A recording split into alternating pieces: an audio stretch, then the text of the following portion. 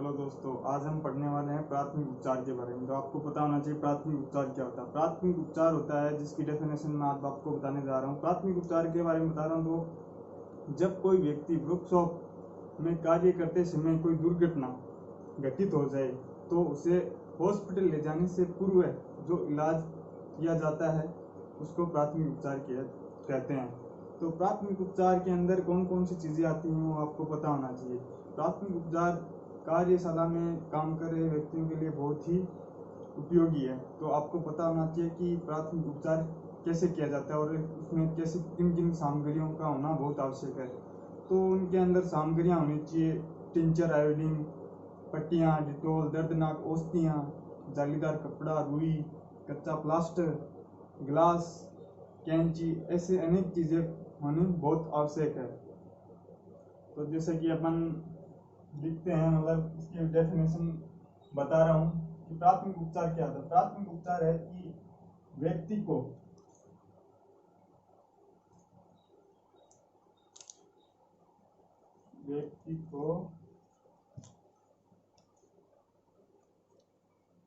दुर्घटना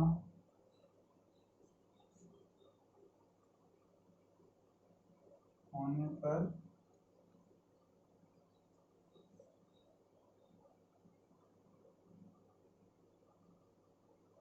हॉस्पिटल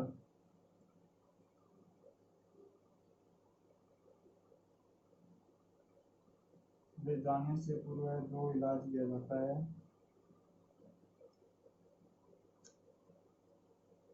जो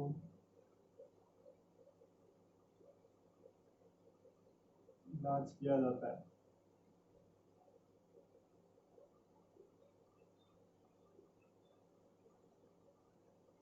उसे अपन प्राथमिक उपचार कहते हैं। प्राथमिक उपचार के अंदर क्या क्या आता है? सामग्रियां,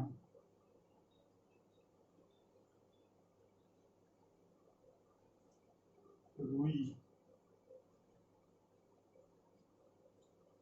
डिटोल,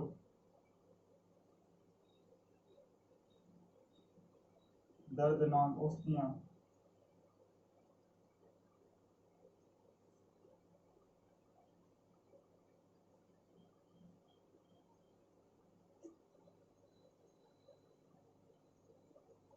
पट्टियां, प्लास्टर, ग्लास, लकड़ी के टुकड़ी आदि अनेक सामग्रियां अपने पास होनी चाहिए। कैंची, टिंचर, आयोडीन जिसको अपन लाल दुआ बोलते हैं, दवा बनने के लिए बहुत ही आवश्यक होती है। वैसे बहुत से अनेक चीज़ों की आवश्यकता होती है। तो फिर इसके अंदर आता है, अगला टॉपिक आता है कि मतलब दुर्घटनाग्रस्त व्यक्ति का प्राथमिक उपचार करने के लिए किन किन बातों का ध्यान में रखना चाहिए, मतलब सावधानी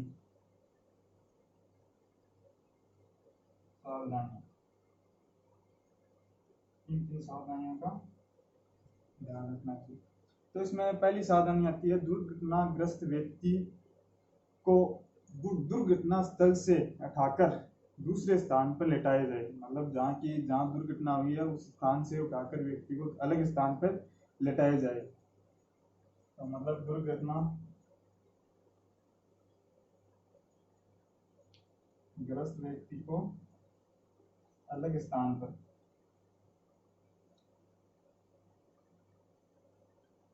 लेटाएं।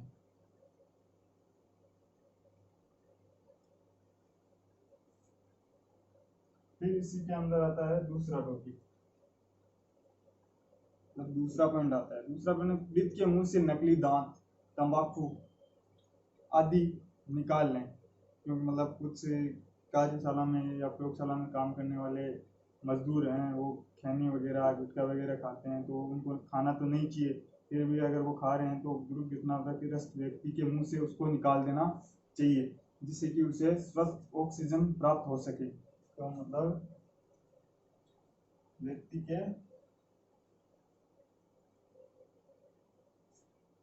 तंबाकू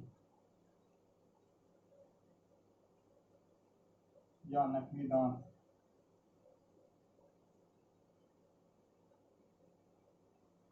मुंह से बाहर निकाल दें।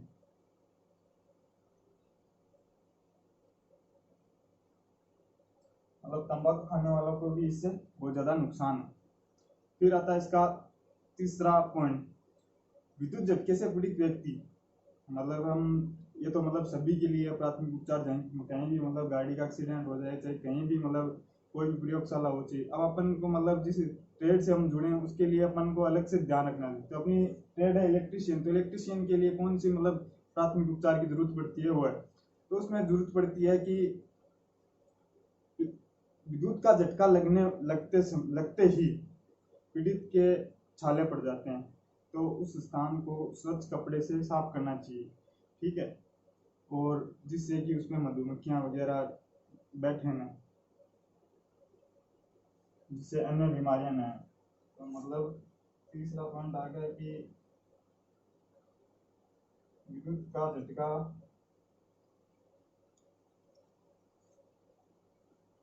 लगने वाले व्यक्ति के शरीर पे छाले पड़ जाते हैं।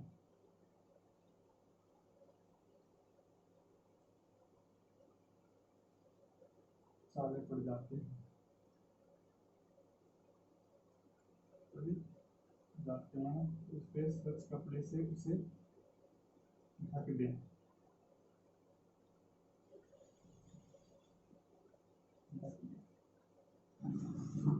चौथा पॉइंट फिर आता है, यदि दुर्घटनाग्रस्त व्यक्ति मृत प्रतीत हो रहा है, मतलब कि दुर्घटनाग्रस्त व्यक्ति अगर मर चुका है, जैसे आपको लगे कि मर चुका है, तो आपको प्राथमिक उपचार तब तक करना है जब तक कि उसे डॉक्टर मृत घोषित न कर दे। मतलब कि आपको प्राथमिक उपचार तब तक करना है, प्राथमिक उपचार तब तक करना है जब तक डॉक्टर उसको मृत घोषित न कर दें।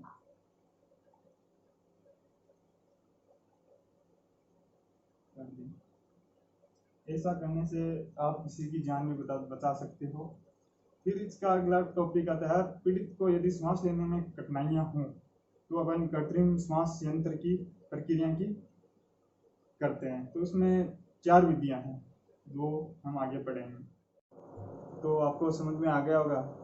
फिर से मैं आपको बता दूं कि मतलब प्राथमिक उपचार का मतलब क्या होता है। प्राथमिक उपचार का मतलब यही होता है, सीधे सीधे साफ शब्दों के अंदर, कि मतलब कहीं भी एक्सीडेंट वगैरह कोई कहीं भी हो जाए, कहीं भी मतलब कारखाना वगैरह कहीं भी आपको एक्सीडेंट हो जाए, दुर्घटना आपके साथ हो सकती है कहीं भी हो, तो उसका मतलब है कि व्यक्ति को दुर्घटना होने से पूर्व, मतलब अगर किसी भी व्यक्ति के साथ में, अगर आपके दोस्तों के साथ में दुर्घटना हो गई तो आपको इलाज तो करना ही पड़ेगा। तो आपने हॉस्पिटल पहुंचाने से पहले जो काम करते हो उसको अपन प्राथमिक उपचार कहते हैं। इस लाइन का मतलब यही है। फिर आता है सामग्री। अगर आप इलाज करोगे तो कहाँ से करो, किन किन चीज़ों की आपको आवश्यकता होगी, किन किन सामग्री कौन कौन चाहिए, ऐसे थोड़ी प्राथमिक उपचार कर दोगे आप। तो इसमें आते हैं रुई, डिटोल, दर्दनाक औषधियाँ, पट्टियाँ, प्लास्टर, गिलास, लकड़ी, कैंची, स्ट्रेचर आदि आते हैं। फिर आती है सावधानी। सावधानी है कि दुर्घटना, आपका दोस्त अगर खैनी गुड़िया कुछ भी खाता है तो उसको बाहर निकाल देना है, वरना वो सांस के साथ अंदर फेफड़ों में चला जाएगा, ठीक है। दुर्घटनाग्रस्त व्यक्ति को अलग स्थान पर लेटाए। अगर मतलब वो कहीं पे उसके करंट लगा है या फिर कुछ भी हुआ उसके साथ, तो वहां से उठा के उसे अलग स्थान पर लेटाया जाए। विद्युत झटका लगने से शरीर पर छाले पड़ जाते हैं। भाई करंट लगने से क्या होता है, शरीर में छाले पड़ जाते हैं, और वो छाले पे मक्खियां ना बैठे हैं, इसके लिए उसको स्वच्छ कपड़े से साफ करके उसको ढक दें, और उसका चेहरा न ढकें, जिससे कि कोई अलग बीमारियां ना आए। प्राथमिक उपचार तब तक करना चाहिए जब तक कि डॉक्टर मृत घोषित नहीं है। ये तो नहीं कि मतलब आपको इससे प्रतीत हो रहा है कि भाई ये तो मर गया, लेकिन आपको जब तक इलाज करना है, जब तक कि डॉक्टर उसको मृत घोषित न कर दे, क्या पता आप किसी की जान बचा। टॉपिक अपन का आता है 1.7,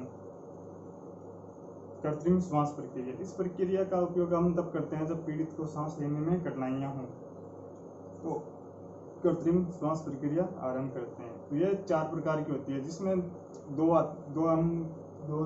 विधियों की मेथड की बात करेंगे, जिसमें एक आती है सिल्वेस्टर विधि, एक आती है शेफर विधि। ठीक है। इस प्रक्रिया के अंतर्गत पीड़ित को सांस लेने में कठिनाइयां प्रतीत होती है, तब अपन इन 2 विधियों का प्रयोग करते हैं। तो इन 2 विधियों के अंदर कंफ्यूजन बहुत ज़्यादा रहता है, क्योंकि ये दोनों देखने में सेम से ही रहती हैं। तो आज हम इनका कंफ्यूजन आपके सामने दूर करेंगे। तो क्या है कि इस विधि का प्रयोग कब किया जाता है? सिल्वेस्टर जो विधि है, उससे पहले अपन ये जानेंगे कृत्रिम श्वास प्रक्रिया है, जो आर्टिफिशियल रेस्पिरेशन मेथड है, वो कितने प्रकार की? तो वो 4 टाइप्स की होती है। 4 टाइप्स में कौन कौन सी आते हैं? सिल्वेस्टर विधि और शेफर विधि। ये 2 विधि तो आपको याद रह जाएंगी, लेकिन इसमें आपको कंफ्यूजन रहेगा। फिर 2 विधियां और, एक है मुंह से मुंह में हवा देना या हवा भरना, एक आती है कृत्रिम श्वास यंत्र द्वारा। यंत्र होता है जिसे मुंह पे लगा के, और कृत्रिम मतलब बाहर से जो अपन वायु देते हैं, जिससे उसके फेफड़ों में हवा जाने लग जाती है। तो इसमें 2 विधियों की हम पहले बात करेंगे। 2 विधियां कौन कौन सी है? वो सिल्वेस्टर और शेफर विधि। इनमें दोनों में हमेशा ही कंफ्यूजन रहता है, बच्चों को याद नहीं रहती है। तो सिल्वेस्टर मेथड आती है। सिल्वेस्टर और शेफर, एक में सीने के ऊपर छाले होते हैं, एक में पीठ के ऊपर छाले होते हैं। अब ये पता नहीं था किस में पीठ के ऊपर छाले रहते हैं और किस में सीने पर छाले रहते हैं। तो इसका जो सी है, सीना अपन ऐसे लिखते हैं, सीना, और ये शेफर है, इस पे आते हैं पीठ पे छाले पड़ जाते हैं। तो जो सीना है, सीना अपन इस सी से सीना लिखते हैं, और शेफर का अपन छोड़ते हैं। शेफर को एक बार छोड़ो, अगर आपको ये एक विधि याद है तो अलग से दूसरी विधि आपको अपने आप याद हो जाएगी। तो सिल्वेस्टर विधि आती है। सिल्वेस्टर विधि आने के बाद में आपको क्या होता है कि पीठ पे छाले पड़ जाते हैं। इस विधि का प्रयोग कब किया जाता है? इस विधि का प्रयोग तब किया जाता है जब पीड़ित के सीने की ओर छाले पड़ जाते हैं, मतलब पीड़ित के इस भाग की ओर छाले पड़ जाते हैं, तब इस विधि का प्रयोग किया जाता है। तो मतलब कब किया जाता है? जब पीड़ित को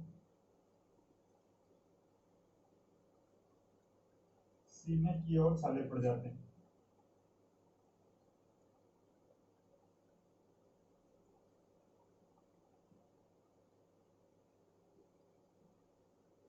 पड़ जाते हैं, तब इस विधि का हम उपयोग करते हैं। फिर आता है पीड़ित को पीठ के बल लेटाया जाता है। किसके बल लेटाया जाता है?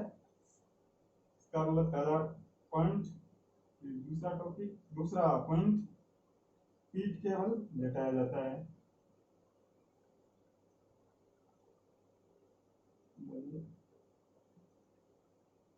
लेटाया जाता है, पीठ के बल लेटाया जाता है। तत्पश्चात उसकी पीठ के नीचे एक तकिया लगा जाते हैं। पीठ के नीचे तकिया लगाते हैं,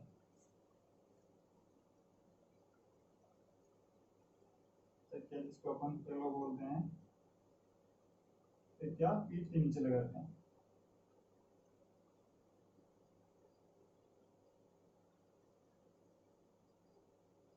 लगाते हैं जिससे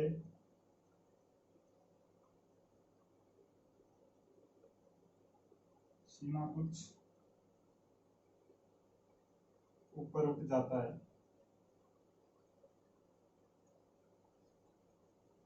उठ जाता है। ठीक है।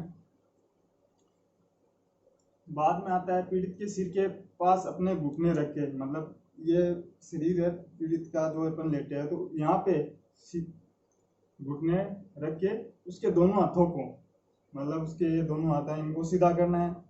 फिर आधी मुट्ठी, ये पूरी मुट्ठी होती है, और आधी मुट्ठी ये होती है, आधी मुट्ठी खोल के और सीने पे ऐसे प्रेशर रखना है। ऐसे प्रेशर सीने पे प्रेशर रखेंगे, तब क्या है कि फेफड़े सिकुड़ जाएंगे, और फिर जिससे कि अंदर की वायु बाहर निकल जाएगी, और अपन जैसे ही इसको छोड़ेंगे तो बाहर की शुद्ध वायु फेफड़ों के अंदर चली जाएगी, जिससे कि अपन ये 10 से 12 बार अपन करेंगे, जिससे कि ये श्वसन क्रिया चलती रहेगी। तो ये प्रक्रिया आपको प्रति मिनट 10 से 12 बार आपको करनी है। प्रति मिनट आपको कितनी बार करनी है? प्रति मिनट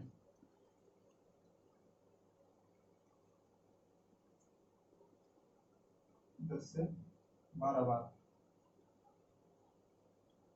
करना। ये भाई क्या अपन की सिल्वेस्टर विधि है। वैसे ही बिल्कुल इसके जैसे ही अपन की शेफर विधि है, बिल्कुल आपको कंफ्यूजन नहीं रहना चाहिए। तो शेफर विधि के अंदर क्या है कि इससे पीड़ित को पीठ के ऊपर छाला पड़ जाते हैं, जो अपन पीछे की साइड है वहां पे छाले पड़ जाते हैं। तो इस पे क्या है, पीड़ित के पीठ की ओर छाले पड़ जाते हैं।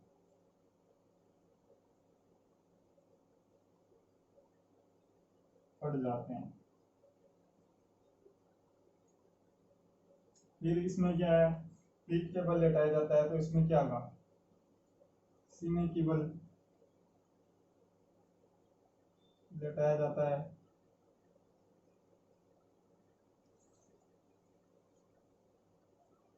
फिर आता है तकिया पीठ के नीचे लगा देते हैं।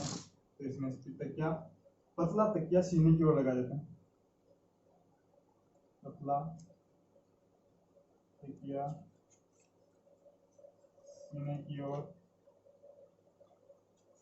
लगाया जाता है। इसके अंदर क्या आता है, पतले सीना तकिए की मतलब पतला तकिया सीने की ओर लगाया जाता है, जिससे कि पीठ थोड़ा ऊपर उठ जाए। फिर इसके अंदर क्या आता है, पीड़ित के घुटनों के पास, पीड़ित के घुटने मतलब पीड़ित का जो निचला हिस्सा है वहां पे अपने घुटने रखे, अपने दोनों हाथ पीड़ित के पीठ के इस प्रकार रखें कि हाथों, दोनों हाथों और अंगुलियां आपस में समकोण रहे। मतलब कि क्या है, दोनों चारों अंगुलियां, ये चारों अंगुलियां ये समकोण रहे। तो मतलब इसको इस प्रकार आप करना है, इस प्रकार दोनों हाथों में सब रख लिया। फिर अपन इस पे दबाव डालेंगे, शरीर पे अपन पीठ पर जैसे ही दबाव डालेंगे तो ये फेफड़े अंदर की ओर चले जाएंगे, जिससे कि अंदर की वायु बाहर निकल जाएगी। और दबाव इसको हटाने के बाद बाहर की वायु अंदर आ जाएगी, जिससे कि ये प्रक्रिया अपन को प्रति मिनट 10 से 12 बार, ये भी अपन को प्रति मिनट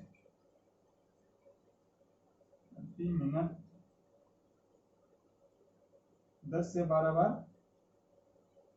करना है, जिससे व्यक्ति को सांस लेने में कठिनाइयां नहीं होंगी। ठीक है, धन्यवाद। तो मतलब आज के बाद में आपको सिल्वेस्टर विधि और शेफर विधि में कोई भी कंफ्यूजन हो, जैसे भी आपको सिल्वेस्टर विधि के बारे में पूछे तो सी फॉर सेना, और शेफर विधि के बारे में अगर आपको सिल्वेस्टर विधि आती है तो शेफर विधि में आपको कोई कंफ्यूजन नहीं रहता। क्योंकि अगली वाली विधि जो 3 नंबर की विधि है, इसमें क्या आते हैं, मुंह से मुंह में हवा देना। तो खुश होने की कोई बात नहीं है, मुंह से मुंह हवा देने में अलग है, तो इसका मतलब ये नहीं है कि ये कुछ अलग शब्द आपको बनाना है, इससे भी आप जान बचा सकते हो। फिर चौथी विधि आती है, जिससे इन तीनों विधियों से कोई मतलब नहीं होती है, कृत्रिम श्वास यंत्र। मतलब किसी भी व्यक्ति द्वारा वो नहीं किया जाता, वो इसके लिए यंत्र बनाई जाती है, एक मशीन बनाई जाती है, उसके द्वारा उसको वायु प्रदान की जाती है। और श्वसन यंत्र में कोई दिक्कत नहीं हो, श्वास लेने में कोई दिक्कत नहीं, जिससे एक अपन किसी भी व्यक्ति की जान बचा सकते हैं। तो अपनी तीसरी विधि आती है मुंह से मुंह में हवा भरना। तो इसका मतलब ये तो है नहीं कि मुंह से मुंह, अपन तो डायग्राम देखते हैं तो डायग्राम में तो ऐसा लगता है, मतलब प्रतीत होता है कि मतलब ये कोई चुंबन वगैरह कर रहा है, मतलब किस वगैरह कर रहा है, तो वो वैसा कि किस वगैरह नहीं है। तो इसका मतलब आपको ये समझना है कि ये विधि आपको मुंह से मुंह में हवा भरना, इस विधि के बारे में आपको बहुत ही जानना बहुत ज़रूरी है, वरना आप किसी जान बचाने के चक्कर में आप किसी को मार भी सकते हो। ठीक है, तो इस विधि का नाम है माउथ टू माउथ एस्पिरेशन। तो इस विधि में पीड़ित के मुंह में सीधा हवा भरकर श्वसन क्रिया पूर्ण की जाती है। तो इस विधि को अपन एक अलग नाम से भी जाना जाता है, जिसका नाम होता है लावोर्ड विधि, लावोर्ड मेथड। इस विधि को अपन लावोर्ड विधि के नाम से भी जाते हैं। तो पीड़ित को पीठ के भी लेटाया जाता है। मतलब इस विधि के अंदर क्या है, पीड़ित को पीठ के बल लेटाया जाता है,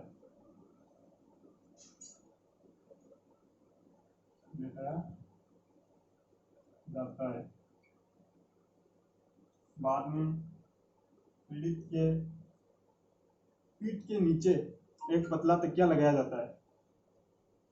पीठ के नीचे पतला तकिया लगाया जाता है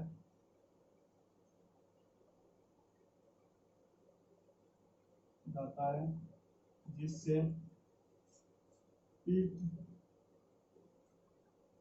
थोड़ा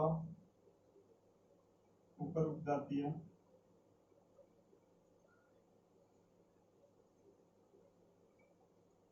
जिससे श्वसन में कठिनाइयां नहीं होती हैं और मुंह थोड़ा पीछे की ओर झुक जाता है। फिर क्या होता है, पीड़ित के मुंह को अच्छी तरह साफ कर लेना चाहिए। मतलब कि पीड़ित का मुंह है जो नकली दांत है या फिर कोई खैनी या गुटखा कुछ भी खाता है, तंबाकू वगैरह खाता है, तो उसको बाहर निकाल देना। वरना अगर आप बाहर नहीं निकाल पाते हो तो वो श्वसन क्रिया के अंदर उसके फेफड़ों में जा सकती है, तो श्वसन नली में फंस सकती है, जिससे सांस लेने में और ज़्यादा कठिनाई हो सकती है। अगर कोई भी है सब खाता पीता है तो उसको खाना अभी छोड़ देना है, क्योंकि कोई भी दुर्घटना होने के बाद आपकी कोई मदद नहीं कर पाएगा। अगर चाहकर भी आपको कोई मदद नहीं कर पाएगा।